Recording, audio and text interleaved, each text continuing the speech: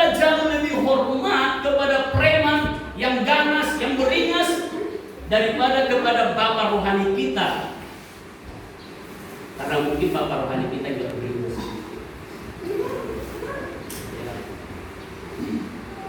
Saudara yang dikasih oleh Tuhan, apa yang menuntut kita hari-hari ini? Kebenaran Tuhan atau kebenaran diri kita? Atau kebenaran dunia ini? Coba kita lihat Bapak Ibu di dalam Mazmur 23 ayat 3. Semakin kita memberikan diri belajar firman Bapak Ibu, benar Bapak Ibu dikasih oleh Tuhan, semakin tidak ada lagi yang membanggakan, membahagiakan semua urusan para ini. Kalaupun Tuhan percayakan itu, kita ngerti semua tujuannya untuk apa. Amin. Tidak ada yang menambah nilai diri kita. Mazmur 23 ayat 3. Demikian Bapak Ibu, Ia menyegarkan jiwaku. Ia menuntun aku di jalan yang benar oleh karena namanya.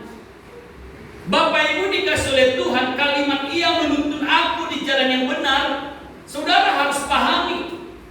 Artinya dari sisi Tuhan, Tuhan mau menuntun. Tapi dari sisi Daud, ia rela dituntun. Amin. Maka kalimat ini keluar. Kalau saudara saya menuntun Tante Yuli, dan Tante Yuli gak mau dituntun, gak mungkin Tante Yuli mengeluarkan statement, Bapak Gembala menuntun aku. Tetapi statement ini keluar karena ada sebuah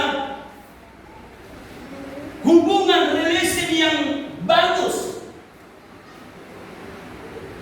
Saudara tahu, pernyataan ini adalah pernyataan dari seorang Daud. Daud ini adalah seorang raja yang hebat, raja yang sangat kaya, yang sangat berhasil, raja yang sangat dihormati. Bahkan berulang-ulang saya berkata, sampai teknik perangnya pun dipakai oleh Israel hingga detik ini dan dikembangkan. Pengakuan Daud yang sangat brilian, yang sangat spektakuler ini Bapak Ibu, harusnya menjadi pengakuan kita yang dalam tanda petik. Kalau kita diukur dengan Daud, kita nggak ada apa-apanya. Amin. Daud raja, aku siapa? Daud orang yang sangat kaya raya, aku gimana? Maka Bapak Ibu jujur, kalau kita nggak mau dituntun oleh Tuhan, saya pernah berkata, inilah manusia tingkat kesombongannya paling tinggi. Maka tidak heran Tuhan berkata, orang sombong itu ia mendahului kehancurannya. Jadi sederhana. Saya pernah berkata, gampang melihat orang-orang itu. Ketika dia mencintai hal-hal rohani, Bapak Ibu, bahaya. Saudara jangan gak sepilih. Ketika anak-anakmu tidak menyukai hal-hal rohani, bahaya saya katakan. Amin. Kenapa? Berarti hal dunia ini yang paling menyenangkan dia. Saudara yang dikasih oleh Tuhan, pengakuan Daud ini dia berkata, ia menyegarkan jiwaku. Daud, saudaraku, tidak pernah ia berkata tentang kekayaannya, tentang hartanya, tentang keberhasilannya. Ia tidak pernah menyuarakan itu, saudaraku, khususnya di kitab Mazmur ini. Dia selalu berkata, Tuhanlah gembalaku. Ia menuntun aku. Tuhan satu-satunya yang menyegarkan jiwa Daud, Bapak Ibu. Maka ia rela dituntun oleh Tuhan. Tadi ada pernyataan dari Mbah Bakir keren Bapak Ibu. Bangun pagi puji Tuhan atau apa tadi Mbah? Puji uang. Nah, biar ini menjadi pertanyaan penting buat kita. Bapak Ibu bangun pagi puji Tuhan apa puji uang? Tanya dulu kiri kanan. Kau puji Tuhan apa puji uang? Mungkin saudara berkata, aku yang puji Tuhan lah Om. Oke, saya kasih penjelasan yang sangat sederhana. Kalau bangun pagi Anda di pikiran ini adalah puji Tuhan, mungkin bukan puji uang, saudara akan mengutamakan hidupmu untuk tenggelam di hadirat Tuhan. Amin.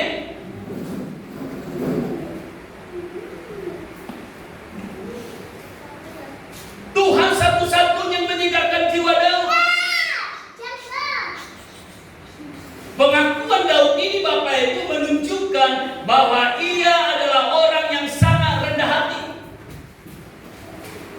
Artinya fokus Daud adalah LB3, langit baru, bumi baru. Orang yang paling rendah hati, kerendahan hati yang tingkat tinggi adalah ketika orang itu rela dituntun kepada kebenaran.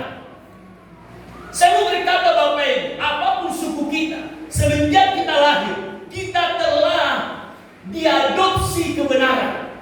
Baik itu kebenaran suku kita, baik kebenaran yang sering terjadi di rumah tangga kita. Seperti kami kalau pelayan misi di Kalipasir Bapak Ibu, ada satu keluarga yang namanya Mbah Lamidi. Ya baru kemarin kami ke sana dengan Mbah Bagir juga ikut semua. Yang menarik dari keluarga ini adalah rasanya mereka kalau ada tamu mereka harus kasih makan. Itu udah nasihat orang tuanya. Jadi setiap kita datang, nanti diam-diam disuruh kasih apa, beli gorengan, diam-diam lagi masak, lalu kita siasati. Karena kasihan mereka sudah subuh, keuangan mereka juga tidak ada yang mensupport. Kita akan, kita datang bawa makanan. Ternyata kita bawa makanan pun tetap disuruh orang diam-diam beli makanan. Jadi wajib Bapak. Karena apa?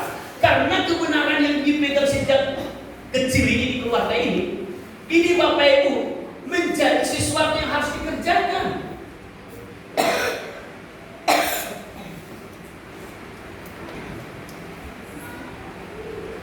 Maka kita bilang, Mbak, tidak usah beli lagi. Kita beli kita supaya baik karena apa namanya mikirin uang ini udah ini suatu sudah apa nasihat orang tua. Saudara, coba kita lihat Ibrani 12 ayat 5 sampai 6.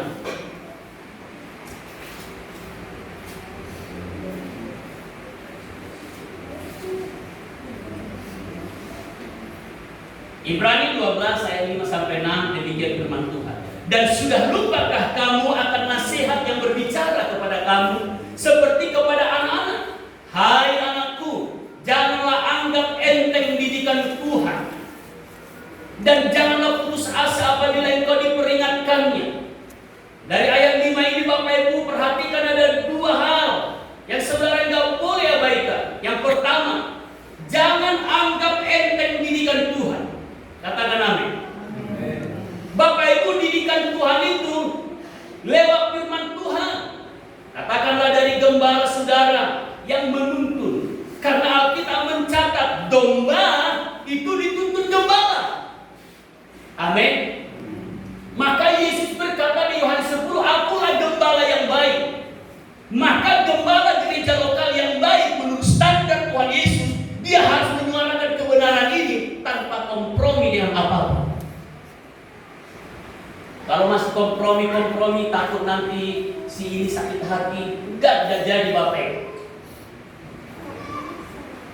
Nanti di gereja lokal itu enggak usah dalam firman. Yang dipikirkan dalam khotbah itu adalah perasaan Kristus harus disampaikan.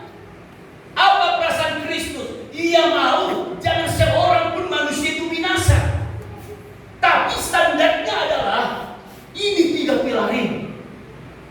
Kita sudah belajar berapa minggu kemarin menjadi serupa dengan Yesus, sempurna seperti Bapa. Tidak ada standar lain. Saudara tidak salah kaya, tapi itu tidak menarik hati Tuhan. Amin. Saudara tidak menjadi masalah kalau saudara katakanlah belum seperti orang lain banyak uang. Manusia saja yang bikin ukuran-ukuran seperti itu. Tuhan enggak. Bapak Ibu dan saya berharga di matanya. Amin. Dia datang ke dunia rela mati menebus kita, bukan untuk menebus orang kaya. Bahkan dia berkata, aku datang untuk orang yang sakit, untuk orang yang terhilang. Siapa yang sakit terhilang di sini? Kalau ibarat sekarang dalam hal jasmani, ini orang-orang yang terabaikan. Maka dari pujian harus bergerak mengerjakan ini. Apa yang ada dalam perasaan Kristus ini? Ayo